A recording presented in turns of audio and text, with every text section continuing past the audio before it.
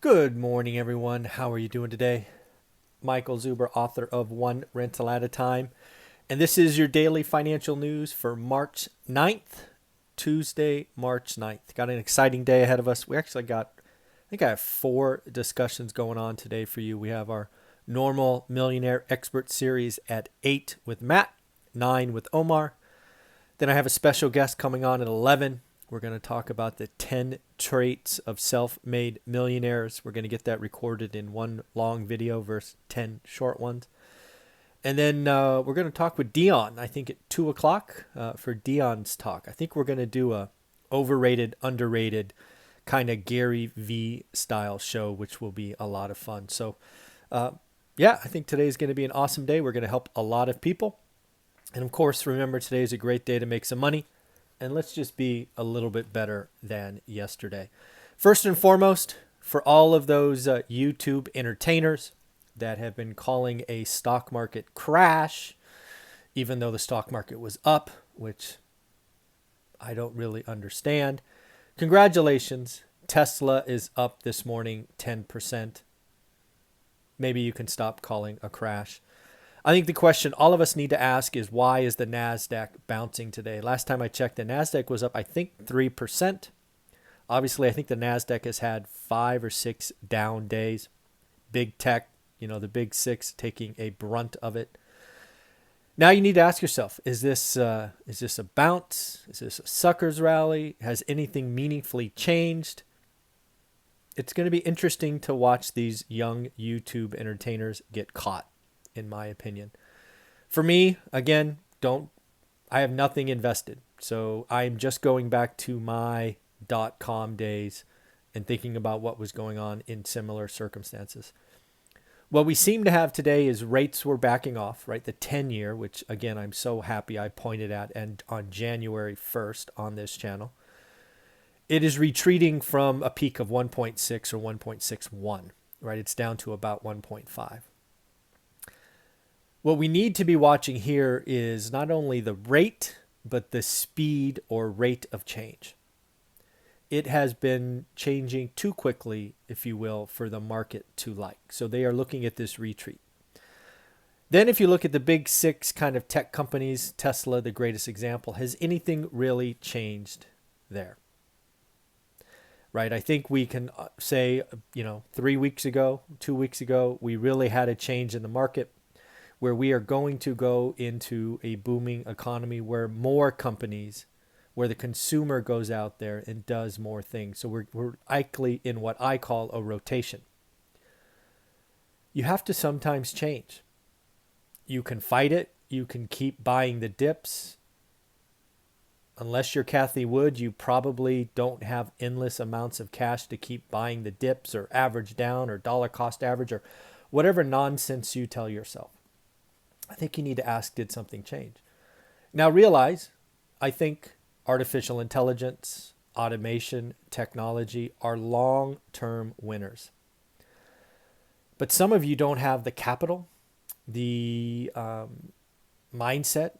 And I say this as someone who owns both of those, right? Back in the day, I didn't have deep pockets. I was leveraged. I didn't have the mindset to hold. I looked at the market and freaked out and, suffered a 6-figure loss. So again, I don't say anything that I don't point at myself. And, I think you need to ask yourself, do you want to take a few chips off the table, right? Use this bounce to maybe rebalance your portfolio. Remember what we talked about, I think on Monday. Warren Buffett and another billionaire investor had these, I think one was Apple and one was Tesla. They rebalanced their portfolio.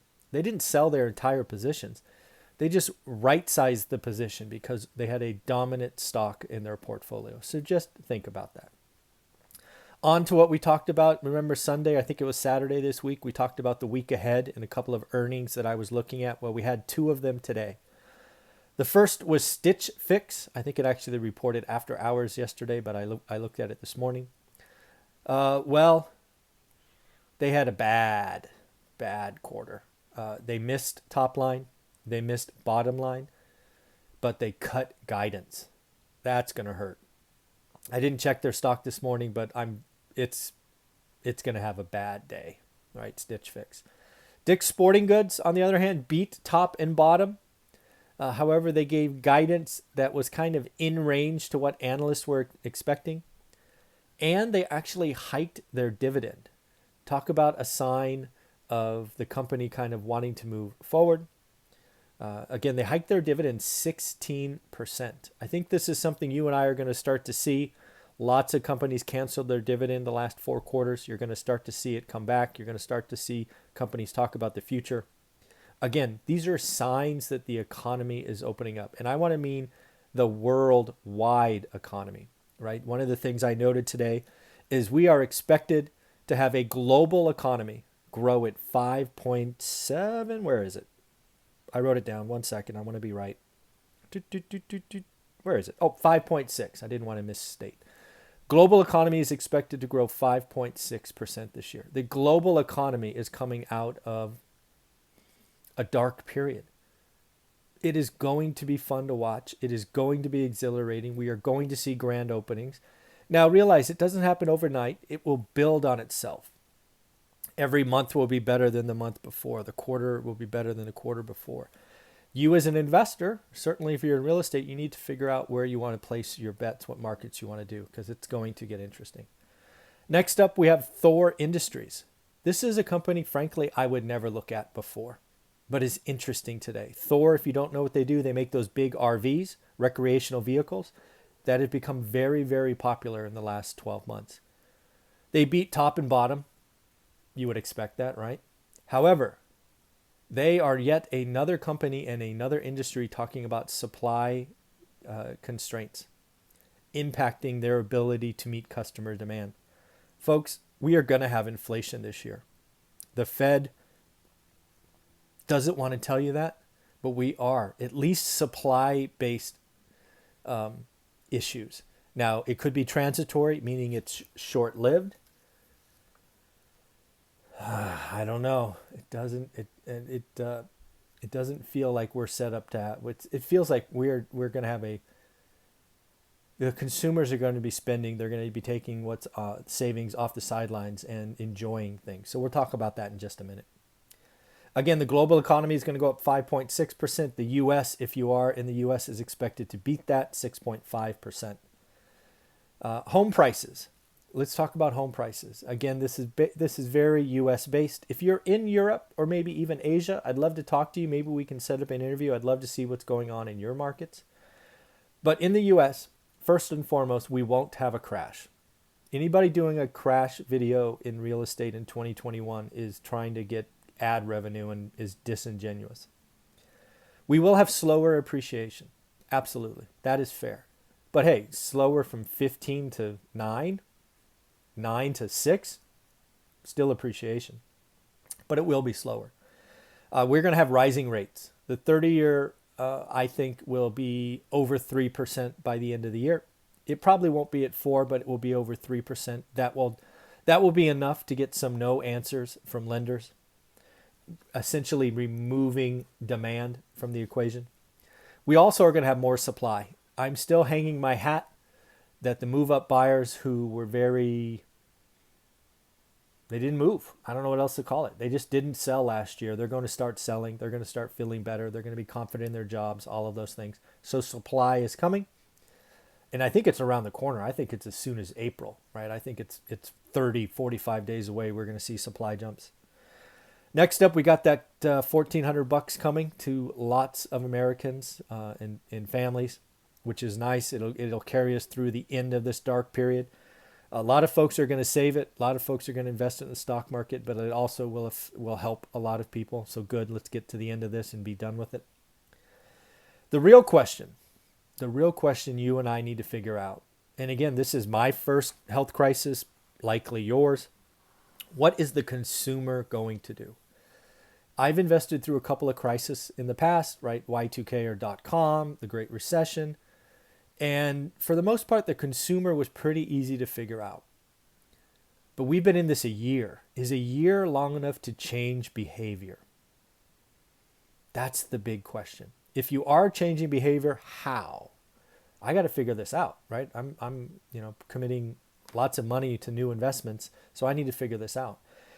And the other thing we need to appreciate, and I want to talk about this more and more, is there's a lot of kind of legacy speakers. I got Stephen Roach this morning, who's actually been on this show before, talking about lasting impacts and scarring and all of these things. I think there are too many talking heads on TV framed for the baby boomers. Yes, the baby boomers are important. Yes, they hold a lot of the wealth. But I don't think they're going to be the ones that tell us what happened in this crisis. I think it's millennials. I think we are underappreciating millennials and Gen Z. I think that generation, or those two generations, with a little bit of Gen X, which I fall in, it is going to be interesting to see what they do. My suspicions is they're going to surprise us. My suspicions is they will buy less stuff, but more experiences. It's just a belief at this point. I don't know if it's true, but that is my current position. I reserve the right to change it at any time. So if I'm right, what does that mean? Well, that means less expensive things are purchased, like LV handbags and Tiffany diamonds and all of that stuff, but more experiences, probably airlines and vacations and cruises and those kinds of things seeing uptick. I suspect that an outcome of being closed in for a year is going to be an appreciation for having less stuff, but more fun. That is my current belief. Do with that what you will. It's going to be interesting. And again, I think millennials will, if we look back on 2 years, millennials will set the pace. They will be first, they will be fastest, and then Gen X, and then baby boomers. I think it's reverse of what we've been experiencing. The last crisis, for example, was, okay, what are the baby boomers doing? 2000, what are the baby boomers doing? It's not that they're not relevant, it's just that they are less relevant today. So it is going to be interesting to see what's going on. So that's what I got for you today. Again, remember, the daily financial news is live. Everything I do is live, no editing. We just have fun. Try to be a little bit better than yesterday. If you like what you're doing here, remember we do these 6 days a week at 7:30. And then on Thursdays, we do them at 7, so we can have our expert discussion with Jonathan. Take care, everyone. Have a wonderful day. Happy Tuesday. Bye.